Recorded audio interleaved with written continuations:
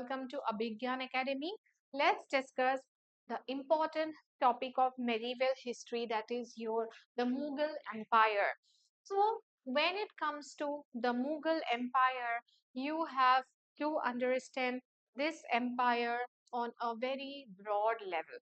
So see, the Mughal Empire is known for their military conquest, their administrative reforms, the cultural development, and in the later phase, the decline of this empire. So, this section of medieval history is very much important for your exams like NDA and CDS as well.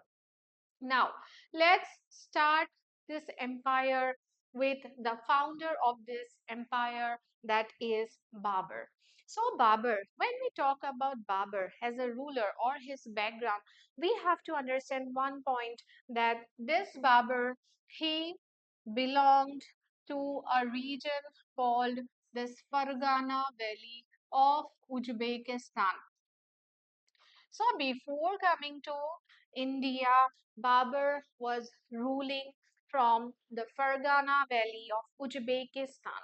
But this Uzbekistan region was not stable politically during that time.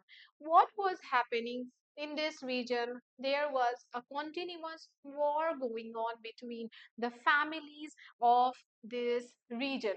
And for this throne of Fergana Valley, everyone was engaged in this war. So Babur succeeded his father as the ruler of this region, Fergana Valley, Uzbekistan. But after some time, due to this political instability, Babur left this region and he came to Kabul. And when we came to Kabul in this region, one of his uncle was ruling in that region of Kabul. So Babur came and Babur removed his uncle from the throne and he started ruling as the ruler of Kabul, Afghanistan. Now, what happens when he started ruling from the Kabul region? India's political situation was also not in a stable state. It means what was going on in India? The Delhi Sultanates were ruling at this point of time, and among this Delhi Sultanate, the Lodhis were ruling in India. In this Lodi dynasty, the last ruler was Ibrahim Lodi. Ibrahim Lodi. And this Lodis under the Delhi Sultanate, they were basically the Afghans. In the Delhi Sultanate, in our previous classes, we studied that under the Delhi Sultanate, there will be different dynasties, right? There will be the slave dynasty, there will be the Khilji dynasty, there will be the Tughlaq dynasty, Sayyid dynasty, and the Lodi dynasty. So before this Lodi dynasty, the earlier dynasties were basically Turks, but these Lodis were the Afghan origin. So now this Ibrahim Lodi was ruling as a ruler of this Lodi dynasty when Babur was there in the Kabul region. Now, when we see this Ibrahim Lodi as a ruler, he was a very arrogant he was a very arrogant ruler and he was not ready to cooperate with the other rulers in the administration. Whenever the rulers or the other people visited Ibrahim Lodi, they were humiliated by Ibrahim Lodi and they were sent back by Ibrahim Lodi. So it means gradually the people in the administration of the Lodis have started disliking Ibrahim Lodi and wanted to remove Ibrahim Lodi from the throne. And among these, there was a important person, that was Daulat Khan Lodi. So this Daulat Khan Lodi, he was the governor of Punjab. So he also visited Ibrahim Lodi and Ibrahim Lodi have humiliated Daulat Khan Lodi. So after this, Daulat Khan Lodi, along with the other members of the Lodi dynasty, have decided to remove Ibrahim Lodi from the throne.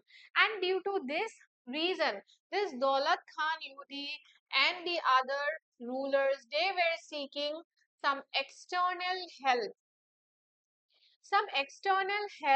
to remove Ibrahim Lodi. And Babur was aware about the political situations of India. So Babur was already waiting in Kabul region to invade India and expand his empire.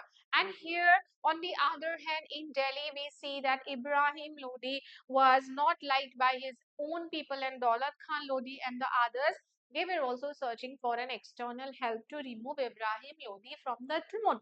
So now that is why they have approached Babur. They have approached Babur to come to India and to defeat Ibrahim Lodi and to remove Ibrahim Lodi from the throne. So this is how Babur have entered into the Indian politics. Okay, this is how Babur's entry was done. Now Babur came to India. So Babur came with the intention of removing Ibrahim Lodi from the throne. So now what will happen? Babur will come and attack on Ibrahim Lodi, and there happens the first war in the region of Panipat. Panipat is a place where located in Haryana at the present day.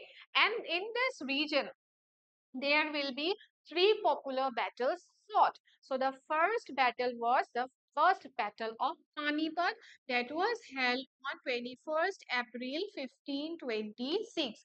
And this war happened between whom? Between Ibrahim Lodi and Babur. Between Ibrahim Lodi and Babur, and in this first battle of Panipat, Ibrahim Lodi was defeated by Babur. So after defeating Ibrahim Lodi, Babur decided that he should establish his empire in India because India comparatively is a bigger region than Kabul. So he should establish the empire in India. So that is why Babur decided to establish the empire in India.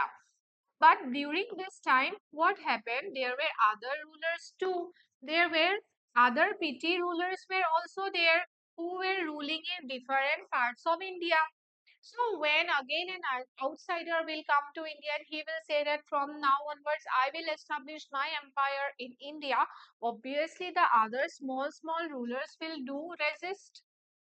They will resist Babur to establish his empire in India. And this resistance came in the form of different wars after 1526. Okay. So we can see back to back some important wars after the Battle of Panipat when Babur decided to establish his own empire. Now, in 1527, what happens? Battle of Khanwa. So it was held between Rana Sanga of Mewar, western part, Rajputs and the Mughals, where Rana Sanga was defeated by Babur. Then in 1528, Battle of Chanderi. So this battle was held in the eastern part of India with Medini Rai, where Medini Rai was defeated by Babur. Then Battle of Ghagra, 1529. Here the Afghan forces have resisted the rule of Babur, where the Afghan forces were defeated by Babur. So Afghan forces means, I said that the Lodis were Afghans, and after defeating this Ibrahim Lodi, Daulat Khan Lodi and the others were actually expecting that Babur would return after defeating Ibrahim Lodi. But things did not happen like this. Babur have decided to establish the empire. That was not liked by the Lodis. That is why the Lodis or the Afghan forces have also resisted. So that is why in 1529 Battle of Ghagra was happened between the Afghan forces and Babur, and here also the Afghan forces were defeated. After this in 1530, what happens? Babur died. Babur died in a place near Agra 1530, so he did not rule for a long period of time. But back to back, this wars are very much important. Battle of Panipat, Battle of Thanwa, Battle of Chanderi, and Battle of Ghagra. And after 1 year only, this Babur died in 1530. Now a question arises here that Babur was a capable ruler, no doubt. But when it comes to Ibrahim Lodi, he was an established sultan during this time period. Delhi Sultanate was properly established during this time period, and the Sultan was maintaining a large army. Okay, he was maintaining a large army by this time. So the Sultan's army were more as compared to Babur's army.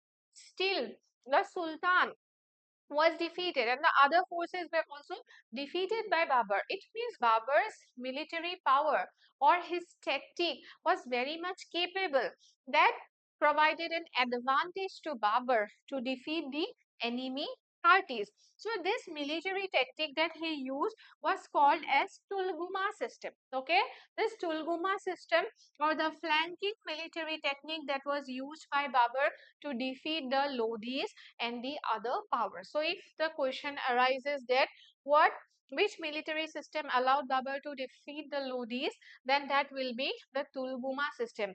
Even being outnumbered means Babur's army was less comparatively to the army of the Lodis. Okay, so this Tulguma system is very, very important. Now, who will be the next ruler after Babur? So, Babur's son Humayun. Humayun will succeed Babur. Okay, Humayun will succeed Babur. So, Humayun was the son of Babur. So, when Humayun became the ruler, he shared the areas of the Mughal Empire with his brothers. That is why we cannot see a war of succession after the death of Babur. Okay, so he shared the territories with the brothers. So now when it comes to Humayun, he is called as the unfortunate, okay, because he was not that much lucky person, okay. That is why this term can be associated with Humayun. Because during this time, what happens? There was another dynasty that was gaining power. That was Sur dynasty. And the Sur dynasty, this ruler Sher Shah Suri was very much powerful. So this Sur dynasty's ruler Sher Shah Suri was challenging the throne of Humayun, and the throne was very much during this time the throne was challenged by this person, and there were continuously wars going on between Humayun and his contemporary Shehzad Shuri. So there will be two wars. One will be 1539, that is the Battle of Chausa. Here I will write 1539, the Battle of Chausa, where Humayun was defeated. Another again back to back in 1540, there will be another battle in 1540, that is the Battle of Kannauj. Okay, so in the Battle of Chausa or Battle of Kannauj, this Humayun was completely defeated by Sher Shah Suri, and after this, Humayun was sent to exile, or he was forced to leave his throne, and he moved to Iran. Iran in the ancient period is called as Persia. So he moved to Iran, or he was forced to move to Iran, okay, to leave his empire, or he left his throne, okay, by force. So after after going to Iran, he will be there for some years, so 1530 to 1540. After 1540, after this battle, he will move to Iran. He will stay there for many years, and again he will come back in 1555. By this time, Sher Shah Suri also died, and he came in 1555. He recaptured Delhi and again started ruling from his throne. But unfortunately, within 1 year, accidentally, he died by falling from the stairs of his own library that is called as Sher Mandal, or you can say Deen Pana popularly. So he died by falling from his own library stairs. So ruled only for 1 year, 1555 to 1556, after recapturing Delhi. That is why he is called as very unfortunate. Okay, as a ruler, he was very unfortunate because his rule was not smooth. So after his death, his wife, his widow, Empress Begum have constructed a tomb. Okay, a tomb for Humayun. And this tomb was the first one to be built in a Char Bagh style. Char means what? Char means four. Bagh means garden. It means the structure will have garden on the four sides. That was used by the Mughals in their structures. Okay. So this Charbagh style tomb was built by the widow of this Humayun, Begum in Delhi. And if you will see the structure, you can relate that this is somewhere imitating the structure of Taj Mahal. So you can say it is a poor imitation of Taj Mahal in India. So it is considered as a prototype for the Taj Mahal. Okay. So these are some of the important points about Humayun. Okay. So today we will study about Babur and Humayun only. After this, we will study the next ruler that will succeed Humayun. That will be Akbar. Okay. That's all for today, guys. Thank you. Thank you very much.